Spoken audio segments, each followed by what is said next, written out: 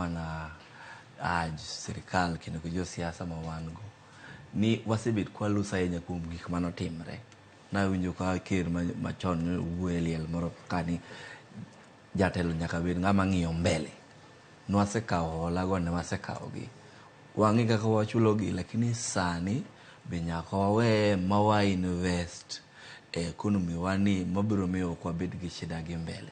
Kisani wadwa focus ahinya e holago to wiwa wil ni uchumi be wan go sani ma nyaka dhi mbele. Ji nyaka chiem, nyithindo nyaka ter hospital, sikul nyaka dhi mbele. Koro nyaka wang'i mana ahinya ma sama wadhi e pinje maoko to wang'i ni watiyo gi pesa di mwadhi to de watimo kodgi. What else could we have done with that money? Agonero kamana inya. Yero kamana inya Kenneth Okwaro kumido thulo mar twak kodwera Ramogi TV. Okinyi makano kaachiel koda ka CPA Evans Ogutu. Mano turekod achiel kaachiel kokalo yor Zoom ka entiere county ma Migori. Yero kamana inya CPA.